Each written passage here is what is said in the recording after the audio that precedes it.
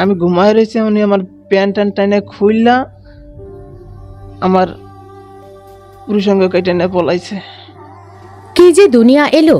এক বউয়ের স্বামীর বিশেষাঙ্গ কেটে নেয়, আরেক বউ এসে হাসপাতালে নিয়ে যায়। চাঞ্চল্যকর এই ঘটনাটি ঘটেছে চাঁদপুরের মতলব উত্তর উপজেলায়। জানা গেছে, উজ্জ্বল নামে এক যুবকের গোপনাঙ্গ কেটে নিয়ে পালানোর অভিযোগ উঠেছে তার স্ত্রীর বিরুদ্ধে। দিবাগত রাত 2টার দিকে উপজেলার গজরা ইউনিয়নের কৃষ্ণপুর গ্রামে এই ঘটনাটি ঘটে। ঘটনার পর অভিযুক্ত স্ত্রী কল্পনা বেগম ও শ্বশুর বাবর আলী পলাতক রয়েছেন বলে জানা গেছে।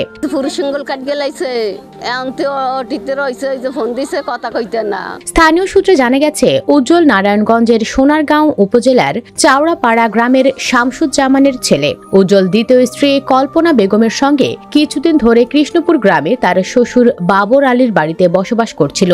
সর্বশেষ রাতে ঘুমন্ত অবস্থায় ধারালো অস্ত্র দিয়ে উজ্জ্বলের গোপনাঙ্গ কেটে ফেলেন কল্পনা বেগম। পরে উজ্জ্বলকে অচেতন অবস্থায় পড়ে থাকতে দেখে তার তৃতীয় স্ত্রী ফারজানাকে ফোন দেয় অজ্ঞাত এক ব্যক্তি। ফারজানা ছুটে গিয়ে উজ্জ্বলকে উদ্ধার করে চাঁদপুর 250 শয্যা বিশিষ্ট সদর হাসপাতালে নিয়ে যান।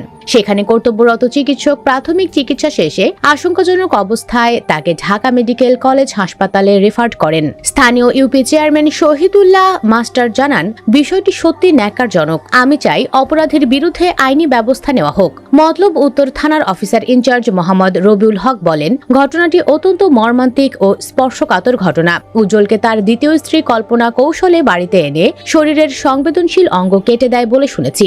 ঘটনার পরপরই পুলিশ ঘটনাস্থল পরিদর্শন করেছে। এদিকে গাজীপুর মহানগরীর পুবাইলে ঘুমন্ত স্বামীর বিশেষাঙ্গ কেটে দেওয়ার অভিযোগ উঠেছে এক নারীর বিরুদ্ধে। ভোরে পুবাইল থানাধীন খোরাইদ জয়নগর এলাকায় এই ঘটনা ঘটে।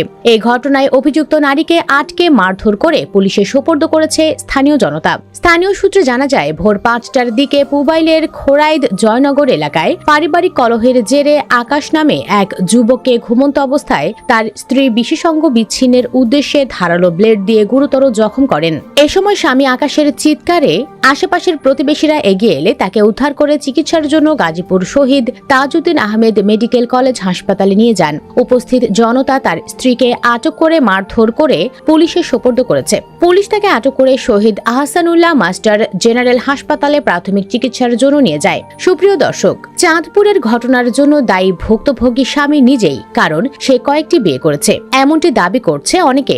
দর্শক, আপনিও কি তা মনে করেন? কমেন্ট বক্সে ইয়েস অথবা নো লিখে জানিয়ে দিন আপনার মূল্যবান মতামত। ভিডিওটি ভালো লাগলে লাইক ও শেয়ার করুন, আর আমাদের চ্যানেলে নতুন হলে সাবস্ক্রাইব করে সাথে থাকুন। ধন্যবাদ।